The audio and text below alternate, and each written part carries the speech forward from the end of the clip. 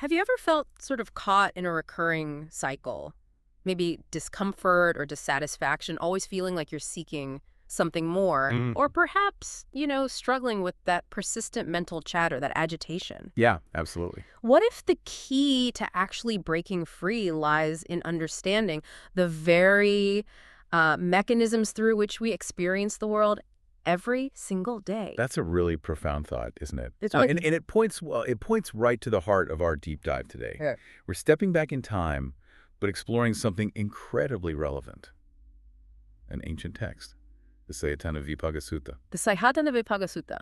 often translated as the discourse on the analysis of the sixth sense basis. Right.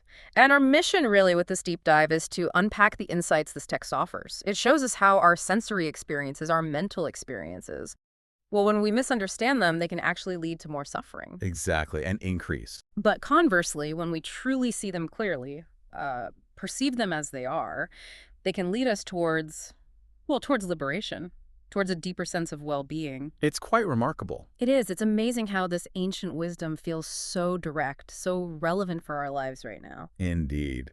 And everything we'll discuss today, it comes directly from this one sutta. So we get a really focused, deep exploration of its core teachings. Perfect. By the end, our hope is that you'll have a much clearer picture of how your own internal world is constructed and maybe a framework, for cultivating greater peace and clarity. Okay, let's get into it then.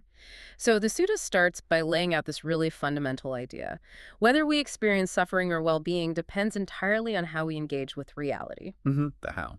Are we, as the text says, knowing and seeing reality as it is, or are we not knowing and seeing reality as it is? And it applies this lens directly to our most basic interactions through our senses, our sixth sense bases. Precisely.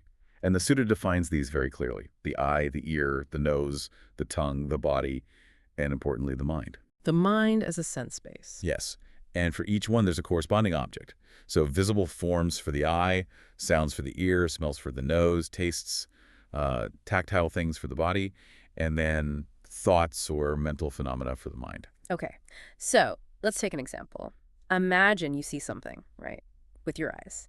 If you're operating from that place of not knowing and seeing reality as it is. Meaning you don't really grasp the nature of the eye itself or the form you're seeing or even the seeing process, the contact, the feeling that arises. Right. If you don't get that whole chain, Yeah. then what happens? You get entangled. It's like, yeah, your analogy of trying to navigate dense fog without a map is pretty good. Okay. That's really where the cycle of discomfort starts, or rather gets reinforced.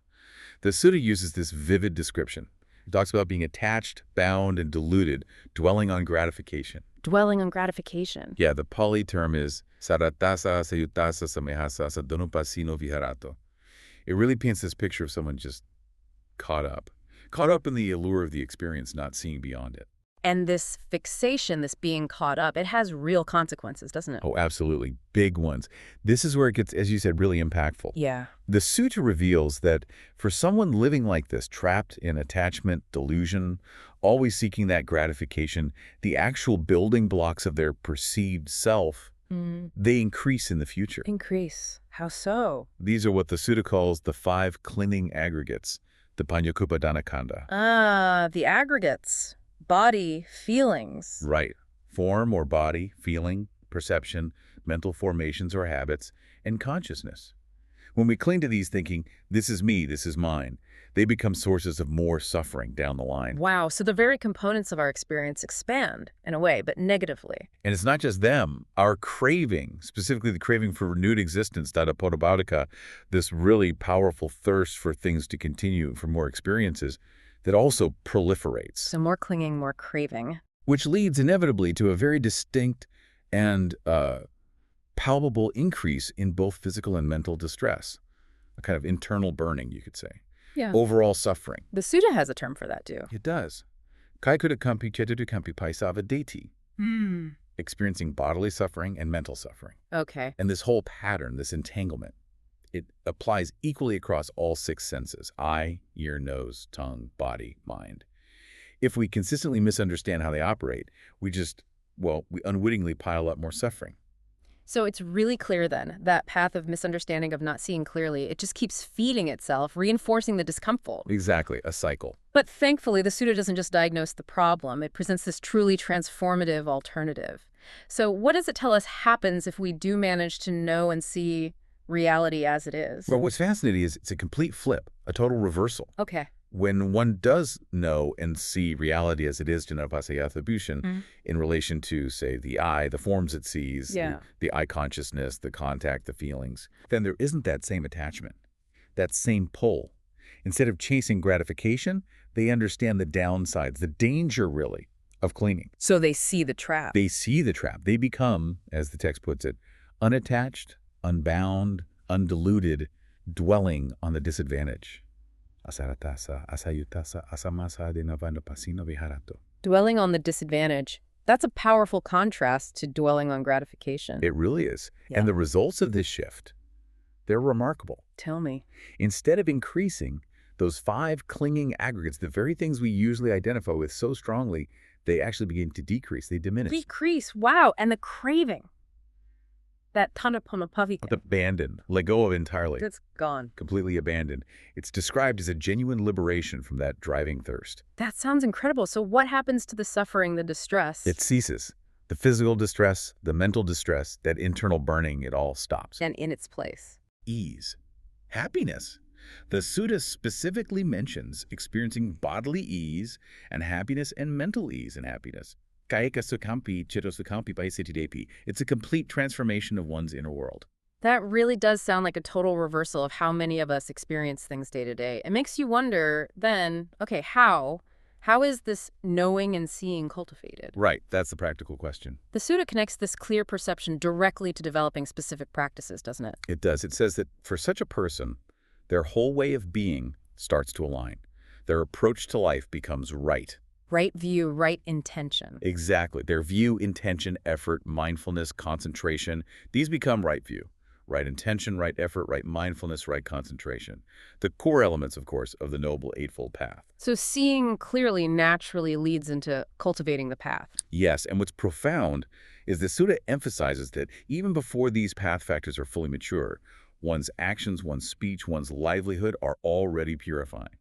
That clear seeing inherently starts the process. That makes sense. It kind of cleans things up naturally. It seems so. Yeah. And as this Noble Eightfold Path is cultivated, the sutta points to other key practices deepening as well. Like mindfulness. Exactly. Yeah. The 4 foundations of mindfulness, developing that deep, present awareness of the body, feelings, mind, and mental objects or reality itself, they become fully developed. Okay. And along with that, various faculties or powers and the factors of awakening qualities that really propel one towards liberation.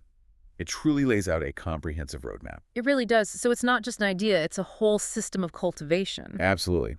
Which brings up an important point. Yeah. How does one actually do this cultivation?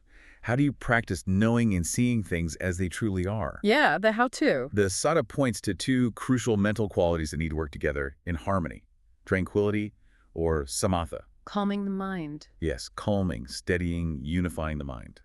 And insight or vipassana. Which is the seeing clearly part. That's the seeing deeply, penetrating into the true nature of reality, impermanence, unsatisfactoriness, not self. These 2, samatha and vipassana, are developed together, like 2 wings of a bird. Okay, so it's not just about thinking about it. It's a deep training of the mind, a cultivation. Precisely. And the sutta gets very specific about what this training involves, what needs to be understood, what needs to be let go of, what needs to be actively developed, and what is ultimately realized. Right, those 4 categories. Exactly. So the things to be known and fully understood, parinyeya, are those 5 clinging aggregates we talked about: form, feeling, perception, formations, consciousness, really seeing them for what they are. Understand the components. Okay. Then, the things to be abandoned, pahatapa, are ignorance, avijja, the fundamental misunderstanding, and that craving for existence, pavattata, the deep drive for things to continue to be. Let go of the root causes. Makes sense. The things to be developed, pavattapa, are tranquility and insight, samatha and vipassana, actively cultivating these mental qualities. Develop the tools. And finally, the things to be realized, saicikatthapa, through this process are true knowledge, or wisdom, vijja, the opposite of ignorance, and liberation, vimutti, freedom from suffering. Understand, abandon, develop, realize. It's such a clear framework. It really is. The sutta provides this elegant map. So wrapping this up then, this entire deep dive into the Saḷāyatanavibhaṅgasuttaṃ really brings us back to a core point, doesn't it? Absolutely. It all hinges on how we interact with our own experience. The central teaching seems crystal clear. The huge impact of whether one knows and sees reality as it is, that jana pasaya versus operating from misunderstanding, ajana apasaya. Particularly as the sutta emphasizes in relation to those six gateways, the eye, ear, nose, tongue, body, and mind, and everything that arises from them, the objects, consciousness, contact, feeling. Right, so just to recap those two paths laid out so clearly. Path one, not knowing reality as it is. Leads to the proliferation of those clinging aggregates, rupa, vedana, sannyasa, okara, vijnana, all grasped tightly. More self to suffer with, essentially. And the flourishing of that deep craving for continued existence, tasha panobhavika. Which results in That tangible experience of increased bodily and mental distress, that burning, that suffering, kaika dukkhampi chitta dukkhampi paisavadeti. The reinforcing cycle, like we said, okay. But path two, knowing reality as it is, brings about the exact opposite, the decrease, the diminishing of those clinging aggregates. less fuel for the fire. Exactly. And the complete abandonment of that craving, tasha panobhavika. And the result there. The cessation of all that bodily and mental distress. And in its place, the arising, the experience of profound bodily and mental ease and happiness, kaikasakampi, chittasakampi, pachavadeti. A complete transformation. And the sutta reminds us how to get there, the path of cultivation.